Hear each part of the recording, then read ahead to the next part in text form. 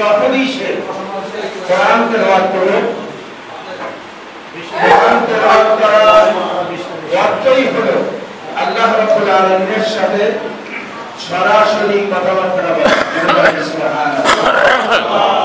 সুবহানাল্লাহ। বলতে পারেন যে আমি কোরআন তেলাওয়াত জানি না। রকিবুল ইসলাম মুক্তি ব্লক থেকে বলতেছি আজকে 7 মার্চ 2025 সন রমজান মাস। রমজানের ইফতারের আয়োজন হইতেছে। রমজানের ইফতারের আয়োজন হইতে আমরা শতের পক্ষ থেকে এখানে ইফতার করব।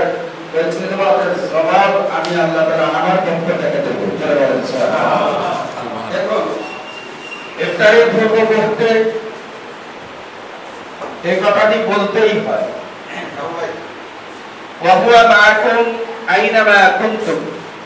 আল্লাহ তাআলা কোরআন শরীফের ভিতরে বলতেছেন, বান্দা তুমি যেখানে থাকো আমি আল্লাহ তাআলা তোমার সঙ্গেই অবস্থান করি। জোরে বলেন সুবহানাল্লাহ। এই বিশ্বাস আছে তো সকলে? সেখানে বান্দা সেখানে আল্লাহ তাআলা।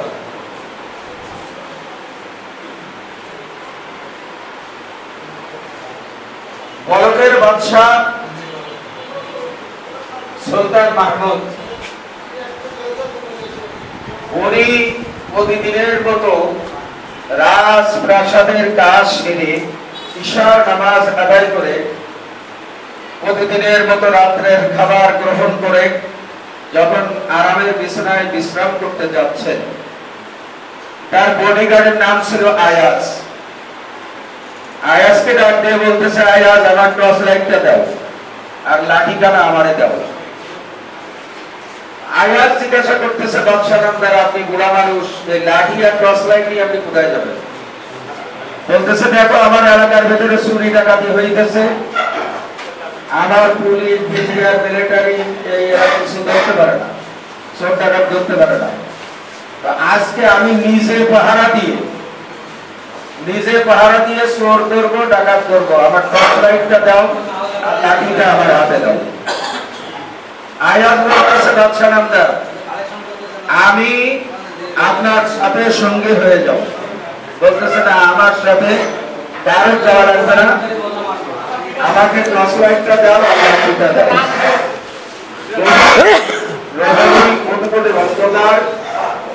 এই অন্ধকারের ভেতরে বাদশাহ সুলতান মাহমুদ টর্চ লাইট আর লাঠি নিয়ে সামনের দিকে আগাইতেছে।